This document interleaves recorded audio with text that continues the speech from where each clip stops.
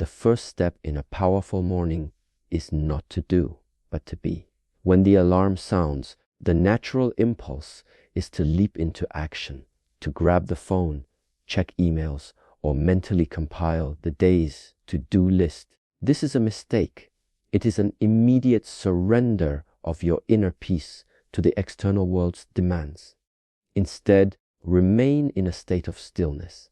This is a deliberate, conscious choice to create a buffer between the state of unconsciousness and the onslaught of daily life. For just 5 minutes, sit upright on the edge of your bed or in a comfortable chair with your spine straight and your hands resting gently on your knees.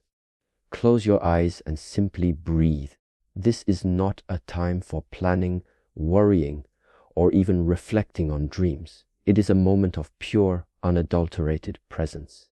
This practice of stillness is the foundation of mental discipline. The mind is a tumultuous river of thoughts, and most of us are swept away by the current without a second thought. By sitting in stillness, you train yourself to be the observer on the bank, watching the thoughts as they flow by. You are not trying to stop the thoughts, which is an impossible and exhausting task. Instead, you are simply acknowledging their existence without attaching to them. A thought about a meeting, a memory, or an unfinished task will arise, and you will notice it, but you will not engage with it. You will allow it to pass, returning your focus to the simple rhythm of your breath. This is the beginning of separating your true self from the chaotic noise of your mind. The discipline cultivated in these 5 minutes extends far beyond the morning. It teaches you how to respond to stress and chaos throughout the day. When a difficult situation arises, or when emotions threaten to overwhelm you, your mind will instinctively remember this practice of stillness. It will provide the muscle memory to take a pause, to breathe, and to observe the situation without immediately reacting. This allows for a more measured, intelligent, and powerful response. This is not about being passive. It is about being intentional. It is the difference between being a leaf on a turbulent stream and a stone that stands firm against the current. Stillness also serves to reconnect you with your physical body. As you sit and breathe, you become aware of the subtle sensations within your being. The rise and fall of your chest, that is the number R, the temperature of the air entering your nostrils, the feeling of your feet on the floor. In our rushed lives, we often treat our bodies as mere vehicles to get us from one place to another, ignoring the signals they send us. This morning stillness is a moment of deep listening, an opportunity to check in with your physical state before you ask it to perform. This small act of mindfulness builds a stronger connection between your mind and body, a necessary partnership for any great undertaking. Ultimately, this period of stillness is an act of reclamation. It is taking back control of the first few moments of your day and declaring that you, and not external stimuli, are in charge. It is a silent affirmation that your mental and emotional well-being is a priority. This is the first battle of the day, and by winning it, you set a precedent for every challenge that follows. You are not a machine that wakes and begins to work immediately. You are a conscious being who chooses to enter the day with grace, awareness, and power. This is not a luxury, it is a necessity for anyone serious about mastering themselves. Your body is not a machine to be driven, but a vessel to be inhabited with purpose. Before you can ask it to perform the day's tasks, you must first awaken and align its physical structure. We spend hours in sleep, often in positions that can cause our muscles to tighten and our joints to stiffen. Waking up and immediately rushing into a state of intense activity without preparation is akin to asking an unstrung bow to fire an arrow with precision. It will likely miss the mark and may even break under the strain. This second pillar is a deliberate act of reconnection, a gentle reawakening of the kinetic chain that runs from the soles of your feet to the crown of your head. The goal of this alignment is not a strenuous workout. Instead, it is a flowing internal movement. Think of it as a form of self-massage and structural calibration. Perform a simple twist, a slow bend, or a gentle rocking motion. Focus on the feeling of your spine lengthening and your shoulders releasing their nightly tension. This practice is about feeling the connection between different parts of your body.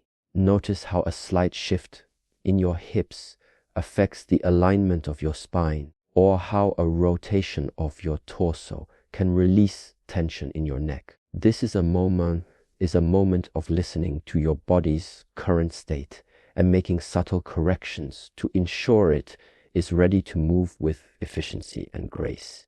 This intentional physical practice has a profound effect on your mental state. When your body is aligned and free of unnecessary tension, your mind becomes clearer and more focused. Think of the phrase, straighten up and fly right. It's a metaphor for good reason. A slouched posture or a stiff neck can contribute to mental sluggishness and a feeling of being weighed down. By consciously aligning your physical structure, you are also organizing your mental and emotional state.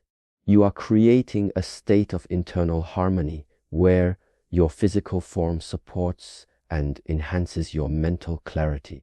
This is the difference between moving through the day with a sense of heaviness and moving with a sense of lightness and poise. Furthermore, this practice of alignment is a vital step in injury prevention. The small, conscious movements you make in the morning prepare your joints and muscles for the day's unexpected demands. Whether it's bending over to pick something up or navigating a crowded street, it signals to your nervous system that it's time to become active and aware. By tending to your physical form in this deliberate manner, you are building a habit of proactive care rather than reactive treatment. You are listening to your body's subtle cues and addressing minor stiffness before it can escalate into a major problem. This is more than just a stretch, it's a fundamental principle of self-mastery. The physical vessel and the internal will are inextricably linked. You cannot have a strong mind in a neglected body. By taking the time to align your structure, you are honoring the partnership between your spirit and your physical form. You are telling yourself that you are worthy of this attention, that your physical foundation is as important as your mental discipline. This practice sets the stage for a day where your body and mind work together seamlessly, moving with a unified purpose. After you have aligned your mind and body, the third pillar of a powerful morning is to ingest your fuel. You wouldn't send a warrior into battle without sustenance, and you shouldn't begin your day without deliberately nourishing your physical self. This is not about a leisurely brunch or a complicated recipe. It is a simple, conscious act of providing your body with the energy it needs to perform. The act of eating a morning meal is a declaration that you are preparing your vessel for the work ahead. It sets the stage for a day of sustained focus and physical endurance. The food you choose should be simple, clean, and purposeful. It should be a source of stable energy, not a sugar-laden rush that will lead to a mid-morning crash. Think of foods that provide lasting power, such as whole grains, lean protein, or healthy fats. The point is not to satisfy a craving, but to fulfill a need. By providing your body with the proper fuel, you are ensuring that your brain has the glucose it needs for cognitive function, and that your muscles are ready for any physical demands. This small, deliberate act of eating is a fundamental component of self-care and self-respect. The conscious act of fueling your body also serves to break the cycle of reactive eating. When you rush out the door without a meal, you are more likely to make poor food choices later in the day, grabbing whatever is quick and convenient to fight off hunger. This leads to a chaotic relationship with food where you are constantly reacting to your body's urgent demands rather than proactively meeting its needs. By starting the day with a nourishing meal, you are asserting control and demonstrating that you are a person who plans for success, not someone who is constantly putting out fires. Furthermore, this practice is a physical manifestation of your discipline. It requires you to make time for yourself in the morning, to pause the rush and perform a deliberate action for your well-being. This is not about being a foodie or adhering to a strict diet. It is about recognizing that your physical performance is directly tied to the quality of the fuel you consume. A sharp mind and an energetic body cannot be built on a foundation of neglect. By choosing to eat a good breakfast, you are reinforcing the habit of making good choices and prioritizing your long-term performance over short-term convenience. This pillar is about more than just food. It's about the connection between your physical and mental strength. A person who is well fed is a person who is ready to face challenges. You are preparing your entire being for the day's combat, whether that combat is a difficult work project, a physical task, or a mental test. By providing your body with the necessary energy, you are ensuring that fatigue and hunger do not become obstacles to your progress. You are creating a state of readiness where your focus is on the task at hand, not on the rumbling in your stomach. After you've nourished your mind and body, the fourth pillar of a powerful morning is to define your purpose. Do not allow the day to unfold by accident. Before you open your email or engage with the demands of others, take a moment to set your intention. This is a deliberate, conscious act of determining your trajectory for the next several hours. Your mind, now still and clear from the previous steps, is primed for this task. This is where you transition from being a reactor to being a creator. This isn't about creating a long, overwhelming to-do list. The purpose is to identify one or two essential tasks that will move your most important goals forward. These should be tasks that require focus, energy, and a clear mind. The kind of work is often put off until later in the day when your mental energy has been depleted. Write these down on a piece of paper or in a journal. The physical act of writing solidifies your commitment and makes the abstract goal a concrete, tangible objective. This practice forces you to be ruthless in your prioritization, separating the truly important from the merely urgent.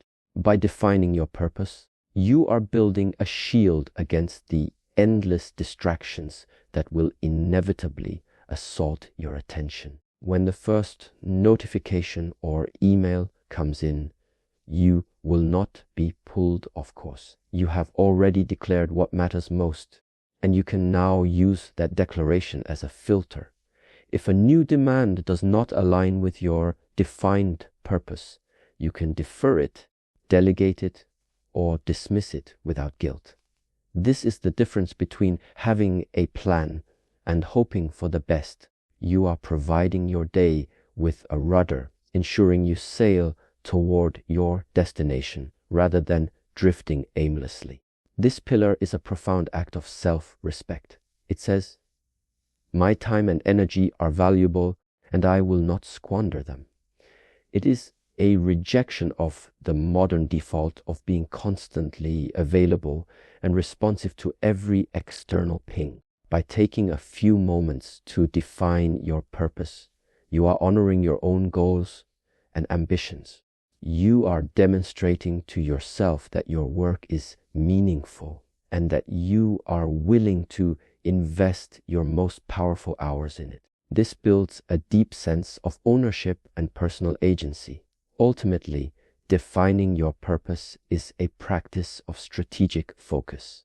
That is the number R. It prevents you from getting lost in the weeds of trivial tasks and ensures that your efforts are concentrated on what will yield the greatest return. It transforms your day from a series of fragmented actions into a cohesive campaign with a clear objective. This is not just a morning ritual, it is a fundamental principle of effective living. You cannot hit a target you have not defined, and this step ensures you have a clear bullseye to aim for. With your mind clear, your body aligned, your energy supplied, and your purpose defined. The final and most critical pillar of a powerful morning is to begin with the hardest task. This is the ultimate test of your resolve. Do not ease into the day with easy victories or minor chores. Instead, confront your most challenging and daunting objective first. This is the task that requires the most focus, the most creativity, or the most uncomfortable action. This act of conquering the most difficult obstacle while your will is at its peak is the cornerstone of a day lived with purpose. Procrastination is a thief of both time and confidence. The longer a challenging task looms over you, the more mental energy it drains. By tackling it first thing in the morning, you eliminate this source of internal friction. You prove to yourself that you are a person of action, not hesitation. This is a mental victory that builds momentum for the rest of the day. Every task that follows will seem easier by comparison, and you will move through them with a sense of forward motion and accomplishment. This single act of courage sets a precedent for your entire day. This practice is a rejection of the comfort-seeking mindset. It forces you to embrace discomfort and to step into a state of productive tension. The discomfort you feel in the first few minutes of this difficult task is not a sign that you should stop. It is a sign that you are growing. By pushing through this initial resistance, you are strengthening your mental fortitude and your ability to persevere. This is not about being a workaholic. It is about building a character that is resilient and unshakable in the face of challenges. You are training yourself to be a person who faces obstacles head on. Moreover, by beginning with your most important work, you ensure that it gets done. Life is unpredictable, and as the day progresses, unexpected interruptions and demands will arise. If you save your most critical task for later, that is the number R, there is a high probability that it will never be completed. By prioritizing it at the very beginning, you guarantee its completion and protect it from the chaos that lies ahead. This is a strategic move, not just a personal habit. It ensures that your most valuable efforts are invested in your most valuable work. This final pillar solidifies the morning routine as a training ground for life itself. Each of the 5 steps builds on the last, culminating in this powerful act of execution. Stillness provides the clarity, alignment provides the vessel, fuel provides the energy, and purpose provides the target. Beginning with the hardest task is the firing of the arrow. It is the moment when all of your preparation and discipline are put to use. This is how you seize the day, not by hoping for the best, but by deliberately and decisively taking control of your most important work. The day is not a chaotic series of events to be endured and forgotten. The final, crucial step in cultivating a disciplined life is to reflect and learn. As the day's tasks conclude and the world begins to quiet, you must take a moment to look back. This is a deliberate pause to review your actions, not from a place of judgment, but from a perspective of objective analysis. It is a vital process of converting daily experience into lasting wisdom. You are asking yourself, what did I do today and what did it teach me? This act closes the loop of the day's efforts, ensuring that every action contributes to your long-term growth. This reflection should cover both your victories and your defeats. Acknowledge your successes, no matter how small. Recognize the moments where you maintained focus, persevered through a difficult task, or acted with integrity. By doing this, you reinforce the positive behaviors you wish to cultivate.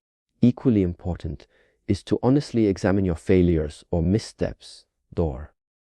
Was there a task you procrastinated on? A moment where you were distracted by trivialities? This is not a time for self-reproach, but for dispassionate inquiry. By understanding where and why you faltered, you can identify the weak points in your discipline and strategy. This practice is the fundamental engine of continuous improvement.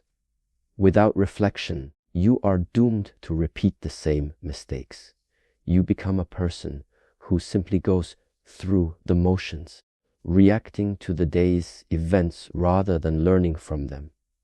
When you take the time to analyze your performance, you are actively seeking patterns. You might discover that a certain time of day is particularly difficult for you to focus, or that a specific type of distraction is your greatest weakness.